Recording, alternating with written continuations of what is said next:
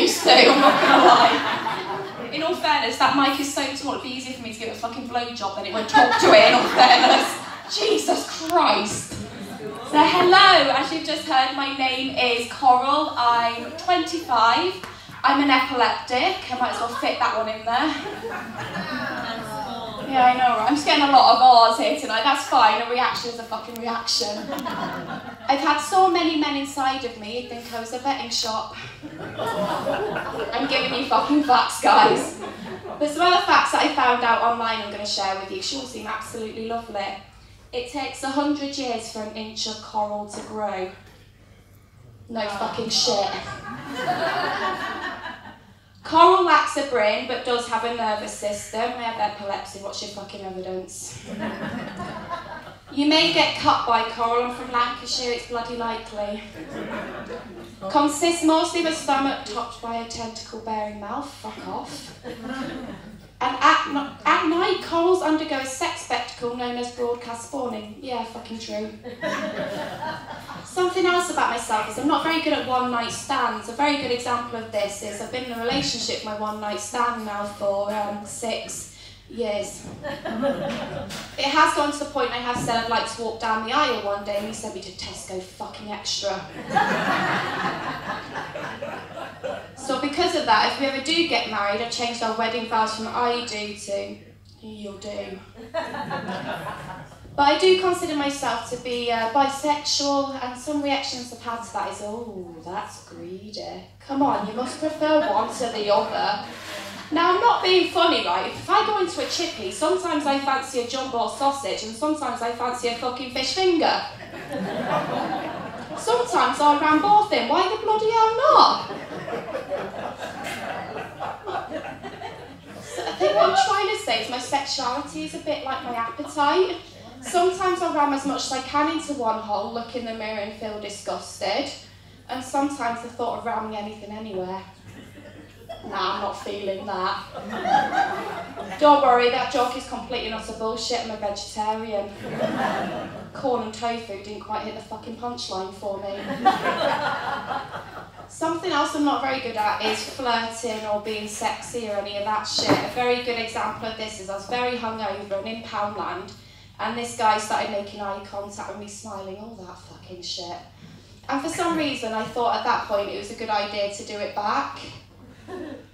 I threw up in the garden essentials aisle. Now I've got an acting degree, so I might as well fucking use it at some point.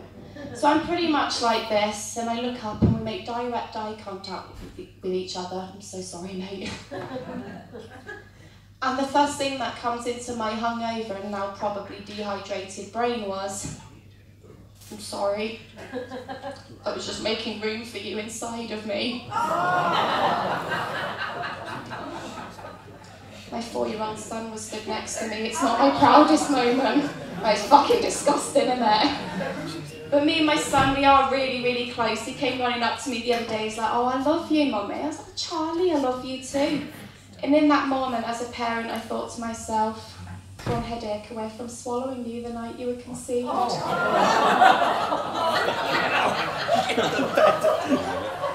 It doesn't get any more fucking precious than that, I'll tell you that one now.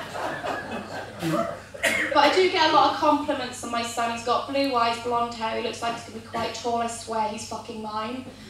And I get told that I must be very proud of what I've achieved, that sort of thing. And that's why I realised what my son and my A-levels have in common. To achieve both, I did very little fucking work, but the outcome was bloody awesome. But you seem like a lovely crowd, so I'm going to share something quite intimate and, to be honest, a little bit bloody disgusting with you. Have we all been in situations where we were quite young and we've literally done anything to keep a partner? Yeah, I've definitely been there. So to put it bluntly, a guy asked me to shit on his chest and I did it. I think they said you were all lovely, I'm just being honest here. Acting degree. So he's got his top off, there's a towel on the bathroom floor, and pretty much like this is an audience about this size. And do you know what, believe it or not, there was something fucking weird about the situation. And it wasn't the fact we refused eye contact the whole time, and it wasn't even the fact I was taking a fucking dump on his chest. What was weird was the fact I was taking a shit. I wasn't scrolling through Facebook, playing Candy Crush, talking to my mother, being accompanied by a fucking 4-year-old. I'm loving the Aussie. I'm not used to this at all. In all fairness though, he did take me out for a meal the night before and pay, so I guess it's okay. The curry was fucking lovely. I'm a big fan of a Vindaloo. I love a good Vindaloo, me. He knows me too well.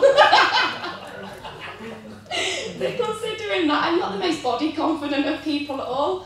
I had to watch Jeremy Kyle followed by embarrassing bodies to feel somewhat upper class and appealing.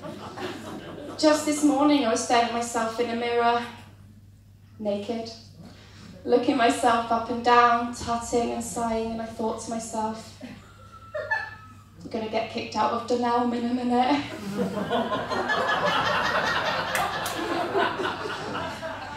As I said at the very beginning, I am epileptic, and I think one of the worst chat-up lines I've had as an epileptic is, can I have a selfie with the fitty? He was really fucking ugly, I seized at the thought.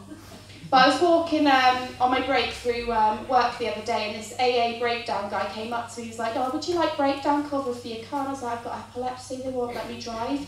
He's like, oh shit, sorry, I'm really sorry to hear that. Were you born with it? I was like, no, I got it through a fucking head injury. Where's your fucking breakdown cover for that now? Like, fucking streaming in tears, like, cunt. He had no reaction to that. Fucking sorted. That's how you shut him up. You can steal that one. It's absolutely fine. Do you remember TY Beanie Babies from the 90s? The really expensive bears that there's a big thing over.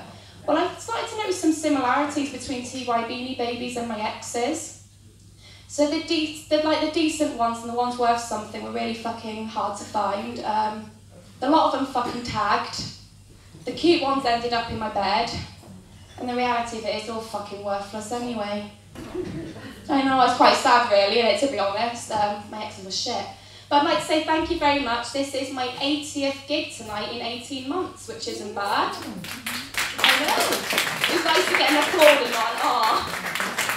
But it's fantastic, because as of tonight, I can finally say I've done more comedy gigs than I have men. Thank you very much. I've been Coral Halliwell.